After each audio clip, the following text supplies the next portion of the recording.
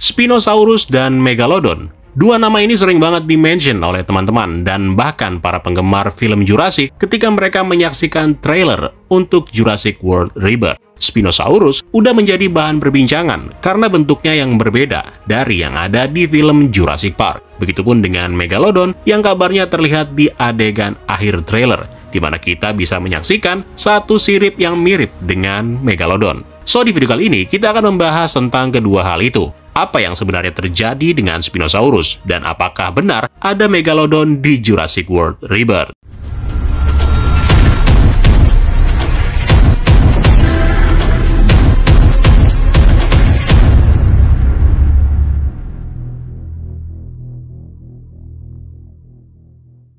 Spinosaurus memang telah lama dianggap sebagai predator darat terbesar yang pernah hidup, dengan beberapa perkiraan ukuran maksimumnya yang mencapai panjang hampir 60 kaki dan berat lebih dari 20 ton.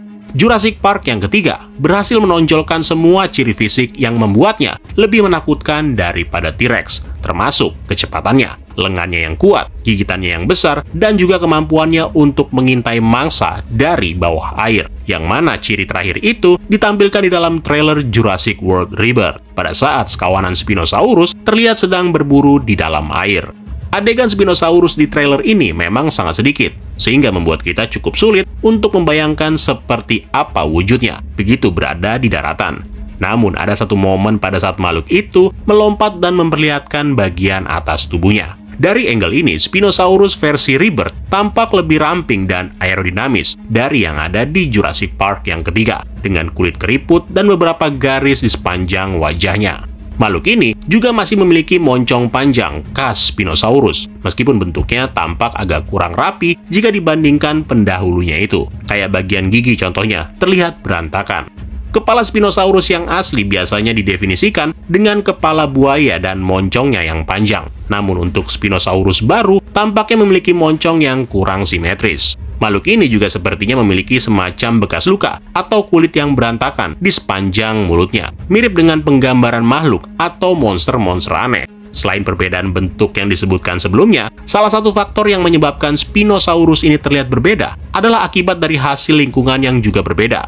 Spinosaurus yang asli adalah salah satu dinosaurus yang dilepaskan di Isla Sorna, sedangkan Spinosaurus baru adalah produk gagal dari rekayasa genetika dalam upaya untuk menghasilkan semua dinosaurus asli yang telah berkembang biak di pulau yang ketiga sejak mereka diciptakan beberapa dekade yang lalu.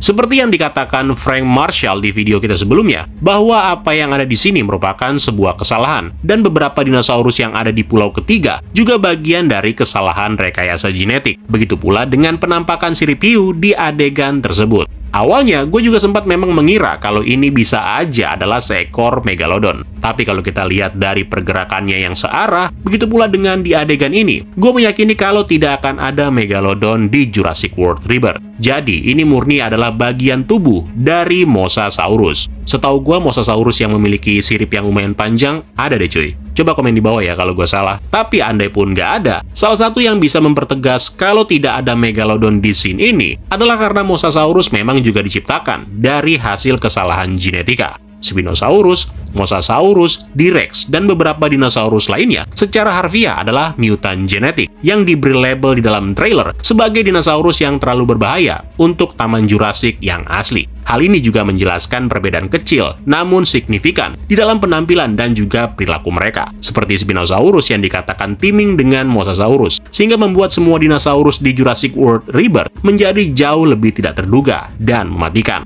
Memang di bocorannya juga sudah dibeberkan bahwa dua di antara beberapa makhluk yang akan mengalami perubahan adalah Spinosaurus dan Mosasaurus. Nah, seperti film-film lain, biasanya setiap ada perubahan, pasti sebagian ceritanya juga mulai dirubah. Contohnya misalnya karakternya diganti. Biasanya entah latarnya atau kisah masa lalunya, atau mungkin permasalahannya yang akan diubah demi menyesuaikan hal itu. Di Jurassic World Rebirth, penggunaan pulau ketiga ini adalah sebuah perubahan yang dijadikan fondasi untuk memperkenalkan dinosaurus baru, dinosaurus yang mengalami kesalahan mutasi. Kalau tidak menggunakan pulau yang ketiga, atau misalnya terjadi di fasilitas Amerika, yang ada, dinosaurus yang bermutasi malah akan terlihat sangat buruk. Karena pastinya kita juga akan melihat dinosaurus-dinosaurus yang sebelumnya sebagai perbandingannya. Nah, pertanyaannya, kenapa mereka melakukannya? Kemungkinan franchise ini sedang menuju ke arah untuk meriset semua ceritanya secara garis besar. Meskipun ide dinosaurus yang berkeliaran di bumi bersama dengan manusia awalnya bisa dibilang cukup menarik dalam trilogi Jurassic World sebelumnya, tapi ide itu terbukti tidak dieksekusi dengan baik dengan Jurassic World Dominion yang tampil sangat mengecewakan. Di mana dalam hal itu menunjukkan bahwa setiap penggunaan lingkup yang lebih kecil diharapkan bisa berjalan dengan baik. Dengan berlatar di satu pulau, ditambah dengan dinosaurus yang ada di seluruh dunia, perlahan-lahan mulai punah. Maka yang nantinya akan terjadi adalah konsep cerita ini akan kembali ke akarnya dengan mutasi sebagai pondasinya. Jurassic Park yang pertama adalah film Jurassic yang terbaik yang berlatar di sebuah pulau kecil.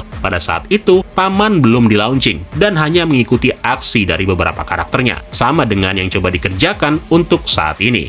Meskipun alur cerita dari Jurassic World Rebirth dapat dianggap sebagai jalan mundur, tapi harus diakui bahwa itu adalah sebuah langkah yang bagus setelah hasil mengecewakan dari Jurassic World Dominion. Film-film Jurassic Park yang terbaik berlatar di pulau-pulau kecil dan hanya mengikuti beberapa karakternya aja. Oleh karena itu, fakta bahwa Jurassic World Rebirth mengikuti satu kelompok di dalam misi untuk mengekstraksi DNA dinosaurus menjadi sangat menarik. Dan meskipun agak menyedihkan ketika melihat fakta bahwa dinosaurus di seluruh dunia bakal punah, namun cerita Jurassic World Rebirth adalah pilihan terbaik untuk mengantarkan era yang baru yang lebih jelas. So, kalau gitu sekian dulu mengenai penjelasan tentang Spinosaurus, Mosasaurus, dan beberapa penambahan yang lain. Kalau kalian ada teori menarik atau apapun itu, silakan tulis di kolom komentar. Terima kasih buat yang udah nonton dan sampai ketemu lagi di kesempatan selanjutnya. Keren lo semua. Ciao.